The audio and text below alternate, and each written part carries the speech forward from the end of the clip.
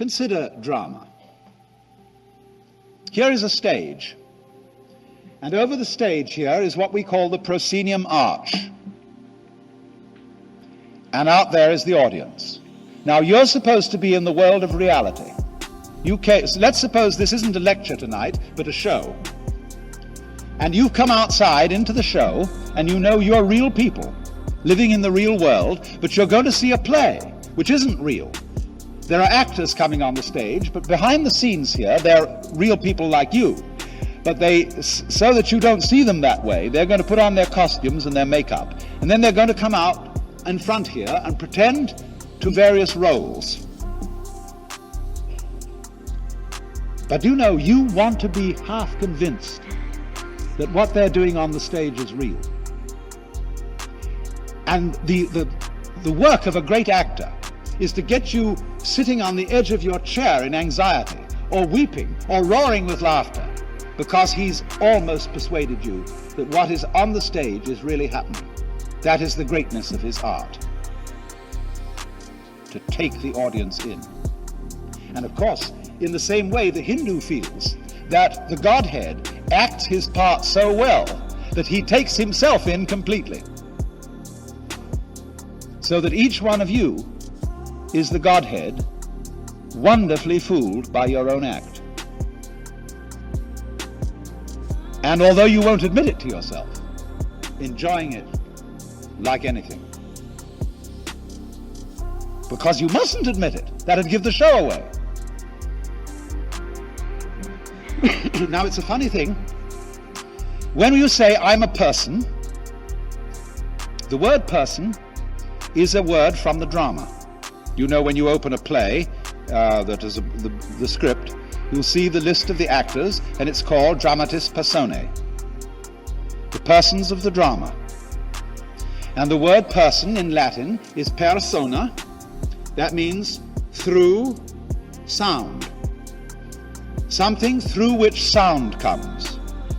Because the persona in Greco-Roman drama was the mask worn by the actors, and because they acted on an open-air stage, the mouth was shaped like a small megaphone, and that would project the sound.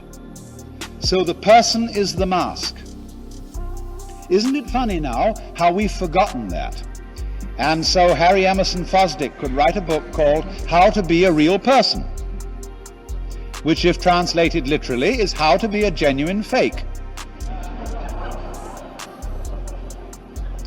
Because in the old sense, you see, the person is the role, the part played by the actor. But if you forget, you see, that you are the actor, and you think you're the person, you've been taken in by your own role. You're enrolled. You're bewitched, spellbound, enchanted.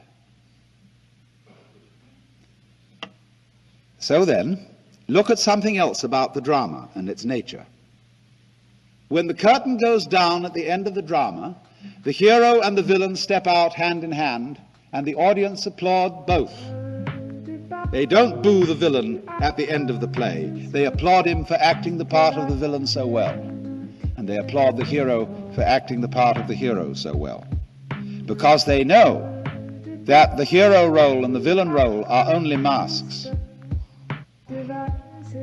And so you see behind the stage, too, there is the green room, where after the play is over and before it begins, the masks are taken off. And so the Hindus feel that behind the scene, that is to say, in reality, under the surface, you are all the actor. Marvelously skilled in playing many parts and in getting lost in the mazes of your own minds and the entanglements of your own affairs, as if this were the most urgent thing going. But behind the scenes, in the green room, you might say in the very back of your mind and the very depths of your soul, you always have a very tiny sneaking suspicion that you might not be the you that you think you are.